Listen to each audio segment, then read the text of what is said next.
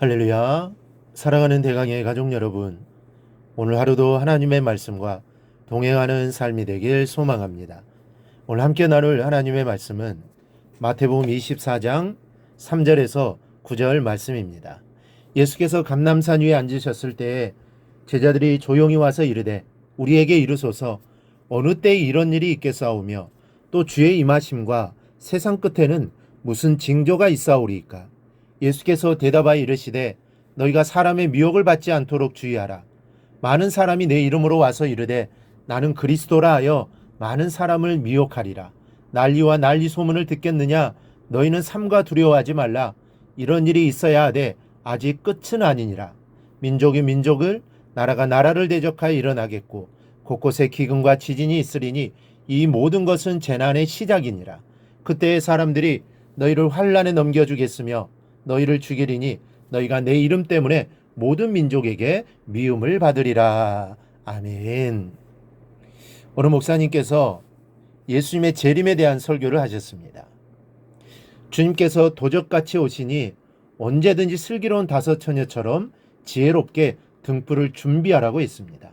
오늘 오시는지 내일 오시는지 기름을 준비한 성도는 들림받으니 아무런 염려 말고 삶을 살아가라고 말씀을 하셨습니다. 그랬더니 예배가 끝나고 한 성도가 목사님에게 다가오더니 목사님, 예수님이 한 달 후에 오셨으면 좋겠어요. 제가 한 달 후에 갯돈을 타거든요 하더랍니다. 살다 보면 주님께서 다시 오신다는 사실을 까맣게 잊고 살 때가 많습니다. 어쩌면 너무 바빠서, 너무 재미있어서, 너무 좋은 것이 많아서 주님께서 조금 더 있다가 오시면 좋겠다는 생각을 갖고 있는지도 모르겠습니다. 그러나 주님은 반드시 다시 오신다는 것, 이거는 진리입니다. 사도행전 1장을 보면 주님이 하늘로 올라가실 때 이를 바라보고 있던 제자들과 사람들에게 흰옷 입은 두 사람이 이렇게 말합니다.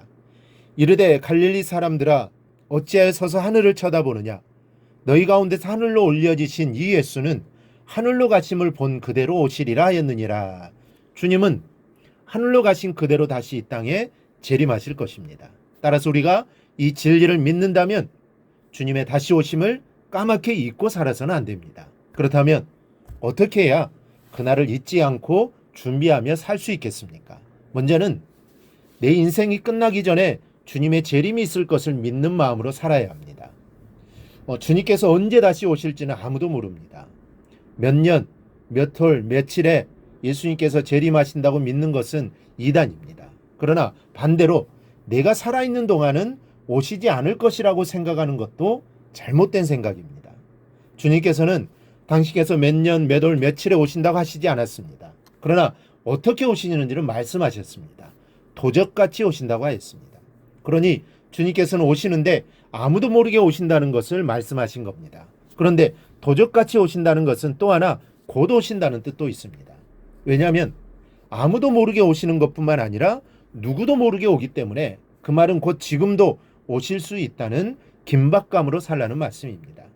적어도 우리는 주의 재림에 대하여 언제일지는 모르지만 내 인생이 끝나기 전에 주님은 오실 것이라는 마음으로 살아야 합니다. 그래야만 우리 신앙의 기준이 서고 나의 삶이 정리가 될 수 있기 때문입니다. 또 그렇게 살아야 주님께서 언제 오셔도 부끄러움이 없는 삶을 살 수 있는 것입니다. 둘째는 환란이 있을 때마다 끝은 아니지만 종말을 생각해야 합니다. 오늘 본문은 종말이 올 때에 난리와 기근과 지진이 있을 거라고 말씀합니다. 그런데 지금 세계는 난리입니다. 다른 것보다 기상이변과 자연재해가 점점 심각해지고 있습니다.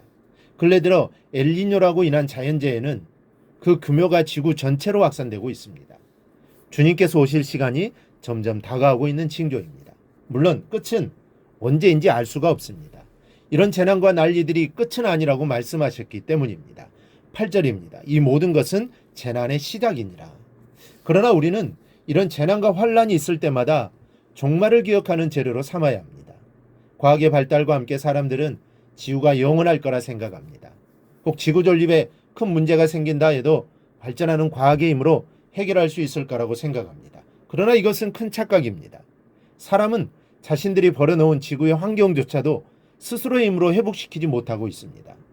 이런 작고 큰 문제들이 쌓여서 지구의 자체 회복 능력이 상실되면 인류는 하나님의 특별한 심판이 없어도 스스로 멸망할지도 모릅니다. 여러분, 지구의 종말은 반드시 옵니다. 다만 그날이 언제인지를 모를 뿐입니다. 그러므로 환란이 있을 때마다 종말이 있음을 기억하고 늘 깨어 그날을 준비하는 성도가 되시기를 바랍니다. 오늘 본문에서 주님의 재림의 시기를 가늠할 수 있는 유일한 단서로 주신 말씀이 있습니다. 14절을 보면 이 천국 복음이 모든 민족에게 증언되기 위하여 온 세상에 전파되리니 그제야 끝이 오리라. 즉 주님께서는 언제 세상 끝이 오며 세상 끝에는 어떤 징조가 있을 것인지를 묻는 제자들의 질문에 대해 지금까지는 종말의 징조에 대해 말씀하시다가 이제는 비로소 진정한 끝에 대하여 대답을 하신 것입니다.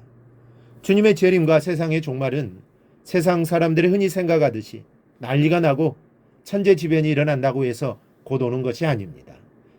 즉 천재지변이나 난리의 소식은 재난의 시작일 뿐 세상의 끝이 왔음을 알리는 것이 아닌 것입니다. 진정한 종말이 오기 위해서는 그 이전에 무엇보다도 중요한 징조로서 천국 복음이 세상 끝까지 전파되어야 합니다. 이 말을 바꾸어 말하면 세상 끝까지 천국 복음이 전파되기 전에는 아무리 거대한 천재지변이 일어나고 난리의 소식을 하늘을 진동하다 할지라도 결코 세상의 끝이 아니라는 이야기입니다. 여러분들 생각으로는 지구촌 전체에서 아직 복음이 들어가지 않는 곳이 얼마나 된다고 생각하십니까? 저도 정확히는 알 수 없지만 한 가지 확실한 것은 헌신적인 선교사들을 통하여 지금도 지구의 구석구석에 복음이 확장되고 있다는 것입니다. 그러다가 온 지구에 복음이 들어가면 어느 날 갑자기 주님은 오실 것입니다. 그러므로 여러분 준비하고 사십시오. 내 인생이 끝나기 전에 주님이 오신다는 믿음으로 사십시오. 환난과 재난이 있을 때까지 때마다 종말을 기억하십시오. 그래야만 결코 후회하지 않게 될 것입니다. 오늘 주님의 말씀 마음에 새기고 주님의 세림을 고대하며 기다리며 살아가는 모든 성도들이 되기를 주님의 이름으로 축원합니다. 오늘 묵상한 말씀을 굳게 잡고 삶으로 실천하며 살아내는 대강의 모든 성도들이 되기를 축복합니다.